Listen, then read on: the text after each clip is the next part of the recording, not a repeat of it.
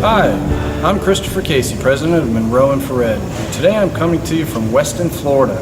I am in the Pro Labs office, where behind me you'll see InterNACHI's second House of Horrors, which had a grand opening yesterday, which I was able to attend along with, I think, probably somewhere north of 100 inspectors. It was a great opportunity to see this training place up close and personal, and that's really what it's all about. Monroe Infrared has recently entered into a partnership with InterNACHI to be their infrared training partner. That means hands-on attending training that teaches you how to use instruments like this to really enhance and improve the quality of your inspections for your clients and improve your business. Let's go inside and take a look around.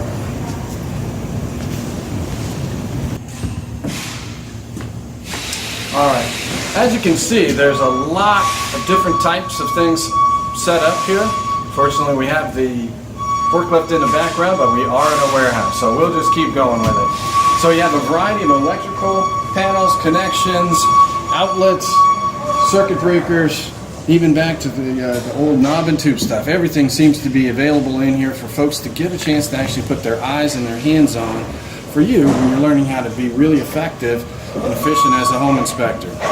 Around the corner here, we've got a variety of hot water tanks, some pump systems that you'd see associated with pools, which you have a lot of down here in Florida. Water tanks, air handlers, air conditioners, and there's some really important spots for an infrared camera use for you as a home inspector you should be looking. Obviously, hot water heaters have an opportunity to do all kinds of things related to letting moisture escape out. One of which, like this example that I'm pointing out right here, is coming around the base of this electric water heater. We have a leak probably from a rusting unit where it's getting out the bottom. And then one other one that we found coming around here, this is an air conditioning unit, is we've got a leak around the condensate line at the base, which is a very common problem and can cause all kinds of follow-on issues if not identified, because it could be, again, out of sight.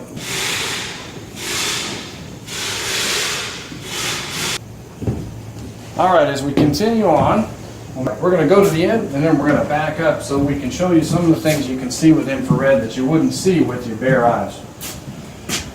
Here we have the bathroom setup. Obviously there are literally hundreds and hundreds of defects that are built into this training house, so it'll be excellent for those that can make it to the one in Boulder or the one here in Weston, Florida to improve their knowledge base.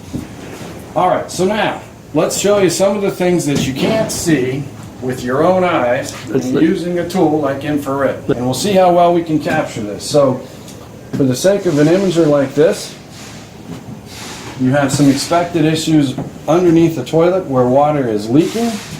Some of the common areas that you would be checking, and you'll have a better chance to identify moisture that's not visibly there for your eyes to see, is going to be around the wax seal for the toilets.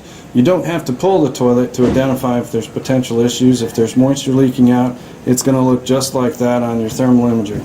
Plus behind, looks like we have a leak off of the valves itself, both of which are apparent to the camera, but not necessarily so much so to the eyes. Now, as a reminder to everybody, just because we see something with a thermal imager that we know or are pretty confident would be moisture, we always take the next step. We never say we find water or mold. We always say we find a thermal anomaly. And when we find a thermal anomaly, what do? You go put a moisture meter on it to verify if it's actually wet, because if it's not, then there's another issue you need to identify and address. Now, if we move over a little bit into the sink here, now we've got an issue underneath here as well, where water's leaking down through the trap. And again, this is something that isn't apparent to the eyes, but would be, because if this happens over a long period of time, what's going to happen? It's going to soak into the wood. So again, make sure you pull your moisture meter out to confirm.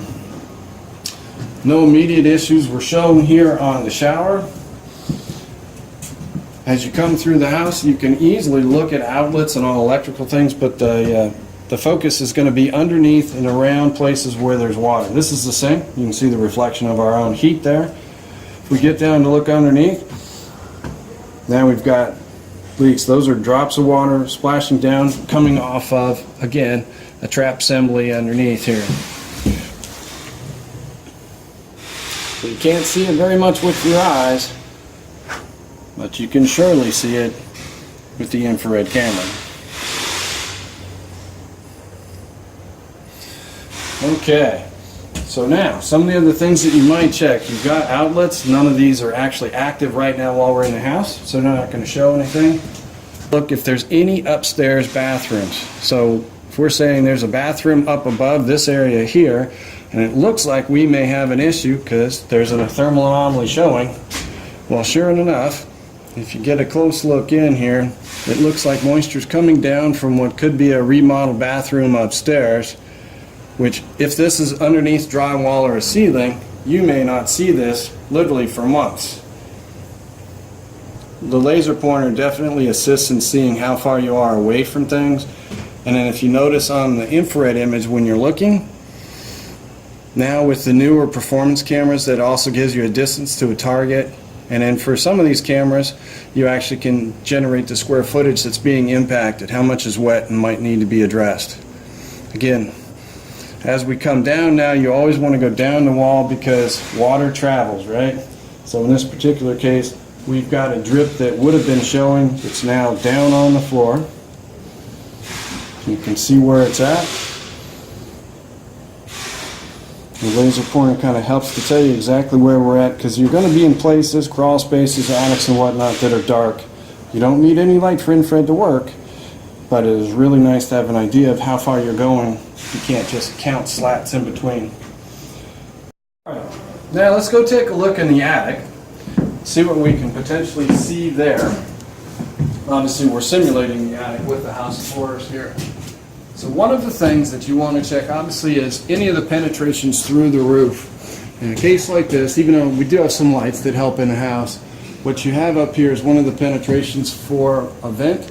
It's not showing anything active at the moment, but there's definitely the possibility that there could be issues that would drain down through that and get into the ceiling, the attic area, that eventually, of course, if it's enough moisture, it's going to saturate through and then come through into the house. Let's go take a look up top and take a look at the different varieties of roofing they have available. Alright, hey folks, come on up here and let's take a look at the different types of roofing.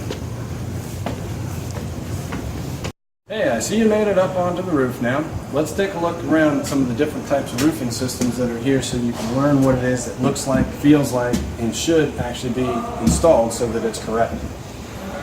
Now keep in mind, we may not use infrared a lot on roofs from the outside. It's very difficult during the day when you're doing your inspection, but you can do infrared on the inside, in the attic spaces, upward and out, and oftentimes you might still be able to see it as well, depending on the right conditions. But we're more encouraging and training people to utilize, inside the attic itself.